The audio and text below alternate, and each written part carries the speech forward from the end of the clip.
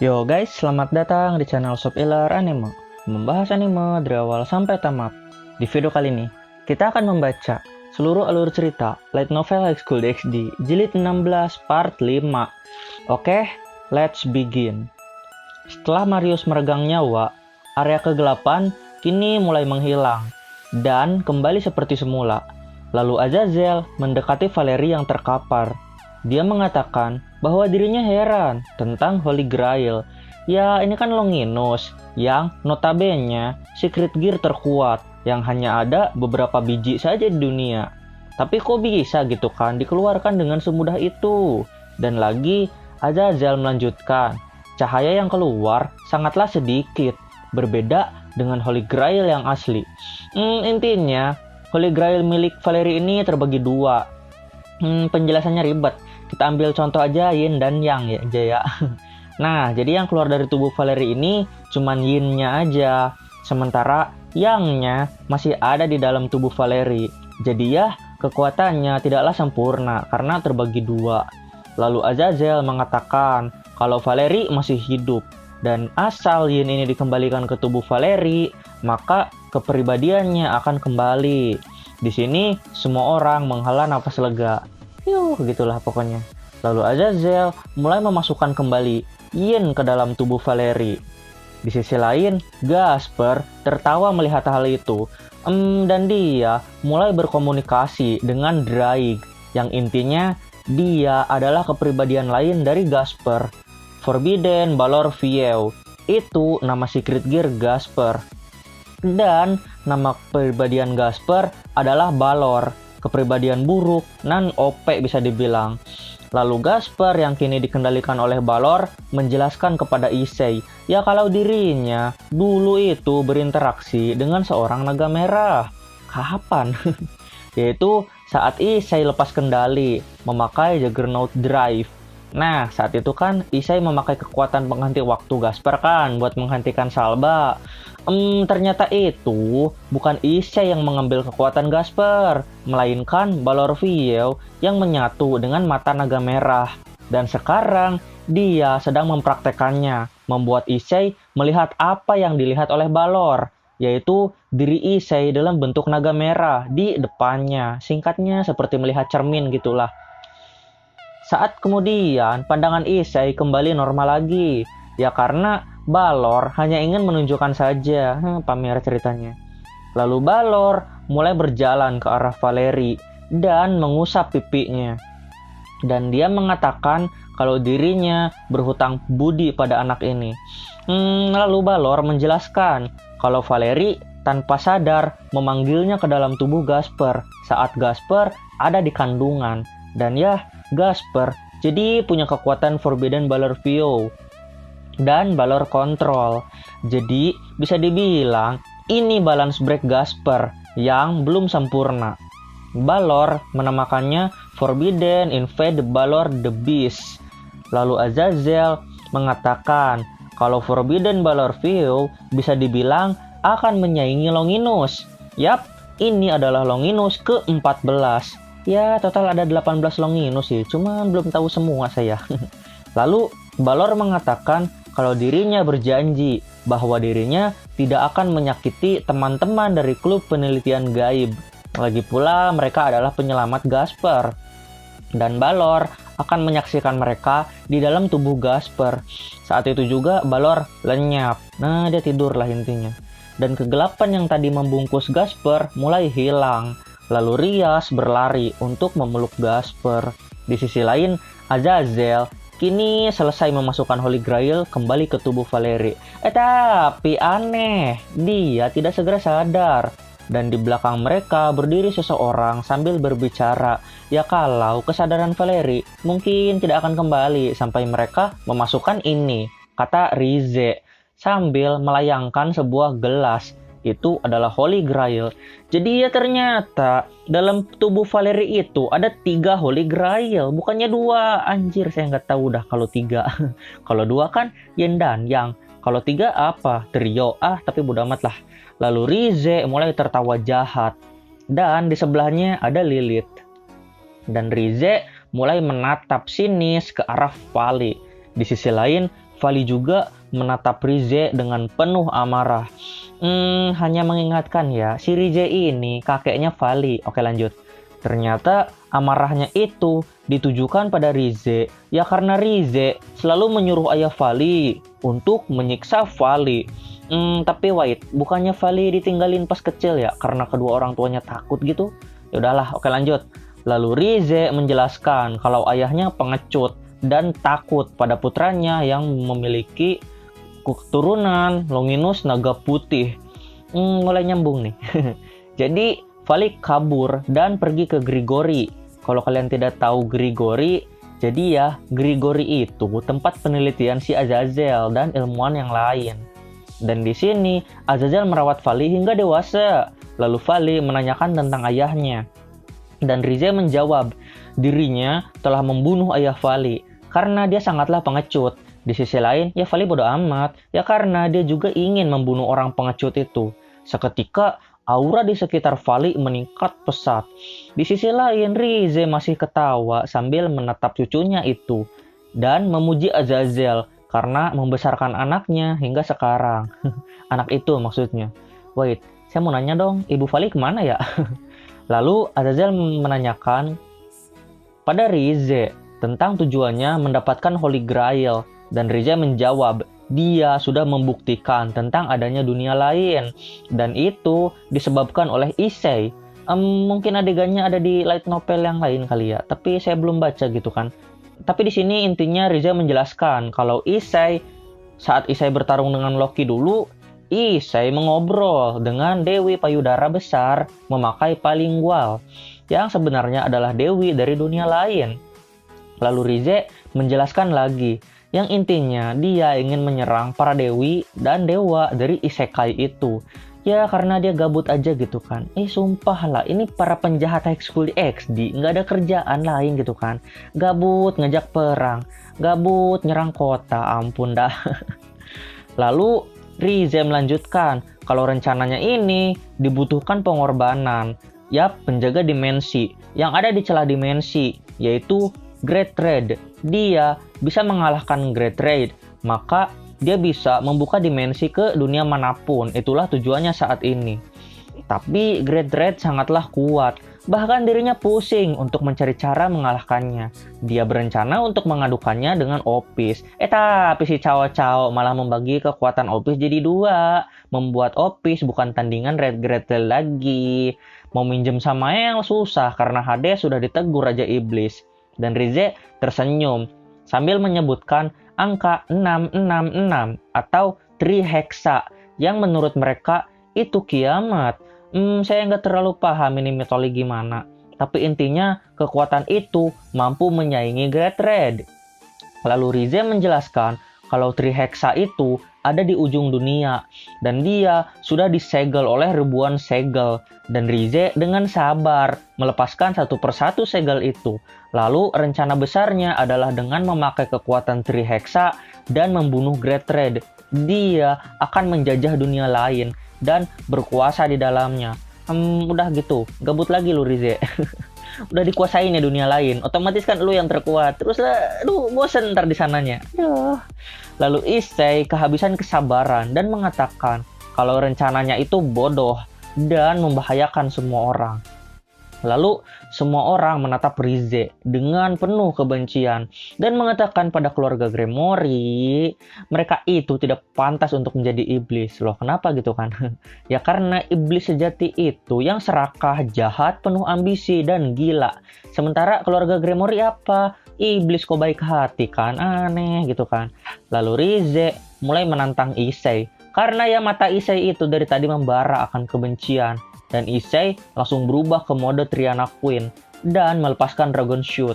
Tapi saat menyentuh tubuh Rize, Dragon Shoot itu seperti menghilang.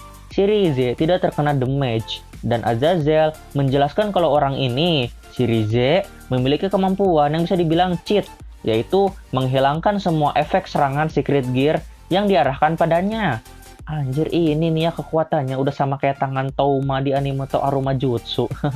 Wait, bentar dah. Kemampuan membuat bayangan, kemampuan dimensi, dan sekarang kemampuan menghilangkan kekuatan. Kita lanjut. Intinya, semua jenis serangan yang berhubungan dengan Secret Gear tidak akan berefek padanya. Bahkan saat Kiba menebasnya, boro-boro terluka, damage aja gak ada, gak mempan pedang Kiba itu. Lalu Rize mengatakan kalau tim Sarzik bukan pemilik Secret Gear, karena mereka tahu bahwa Sarzik akan berhadapan dengan dirinya suatu hari nanti. Dan akan menjadi beban jika damage hanya 0 saja kan. Tapi Xenovia cerdas. Dia berpikir kalau pedang suci pasti akan bekerja. Dan mulai melompat ke arah Rize. Tapi Lilith tidak tinggal diam. Disentil aja tuh Durandal mental. Anjir, sekuat apa nih Lilith. Dan ya, efeknya itu cuman kena anginnya saja, bukan kena langsung tuh sama Durandal. Lalu Rize mulai tertawa lagi, karena semua anak-anak di depannya bahkan tidak mampu menggoresnya. Lalu dia menjentikan jari, mengeluarkan proyeksi Kastil Carmilla, dan seketika aura naga hitam bergejolak di atas langit Kastil Carmilla. Jumlah mereka sangatlah banyak. Di sini kita tahu bahwa Rize memakai kekuatannya untuk mengendalikan para naga itu. Dan naga-naga itu mulai menghembuskan nafas api, membakar kota-kota di sekitar Kastil Carmilla. Dan ternyata di pihak Carmilla ada pengkhianat yang membuat Rize bisa memasang jebakan di sana. Jebakan yang dimaksud adalah mengubah para pengkhianat itu jadi naga jahat. Yap, kalian tidak salah dengar. Setiap orang yang berkhianat, maka dia dirubah menjadi naga jahat oleh Rize. Nah, greget ini kakek-kakek.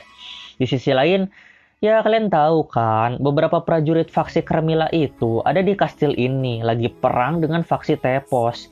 Ini kota mereka malah diserang naga. Ada. Akankah si Neng Sundere baik-baik saja? Semoga saja dia baik-baik saja.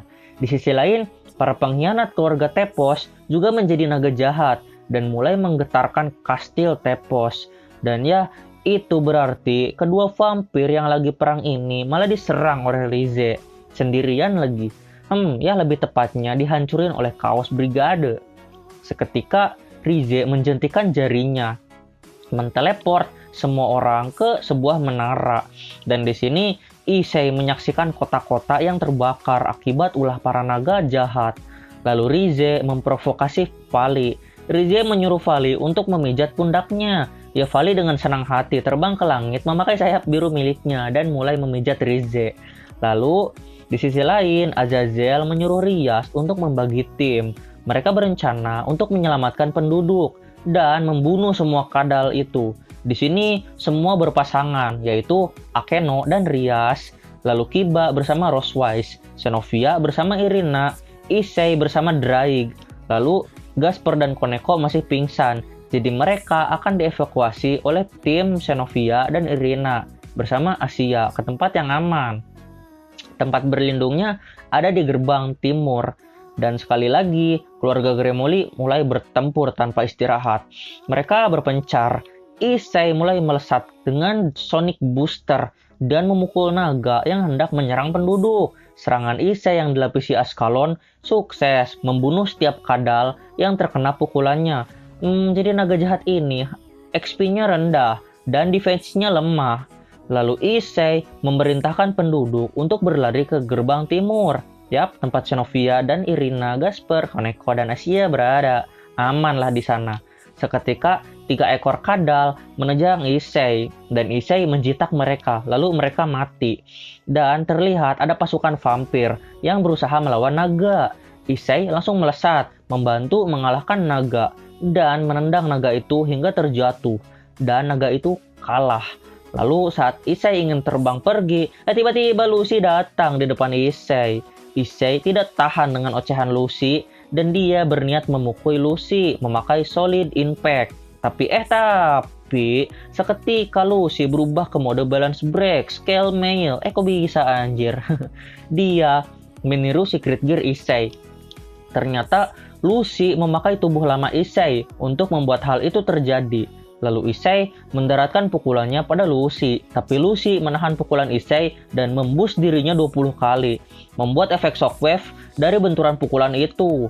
Lalu Lucy membalas Issei dan memukul perut Issei. Pukulannya sangatlah kuat sampai menembus hingga daging Issei. Buset. Lalu Issei mulai melesatkan beberapa pukulan pada Lucy. Namun pukulannya terus dihindari. Di sisi lain, serangan Lucy terus mengenai dirinya. Dan Issei merasa Lucy ini gabungan dari Cao Cao dan Saira Org. Susah diserang, HP-nya tebal, dan defense-nya tinggi lagi. Lalu Issei mengeluarkan tembakan aura merah ke arah Lucy, tapi ditahan dengan mudah memakai Dragon Shoot. Lalu Issei menyadari perbedaan kekuatannya dengan si adik Grevia ini. Ya karena serangan yang sangat kuat bisa ditahan dengan serangan yang lemah. Lalu Drake menyemangati Issei dan berkata naga surgawi hanya ada dua, yaitu Albion dan Drake. Tidak perlu ada kadal ketiga. Lalu Drake mengatakan bahwa sangat keras kalau penderitaan karena tiruan tidaklah ada apa-apanya gitu kan. Dibandingkan penderitaan karena menjadi kuat gara-gara pantat dan payudara. Lalu Drake mulai mengatakan kebanggaannya sebagai naga surgawi. Seketika aura perak mengelilingi tubuh Issei.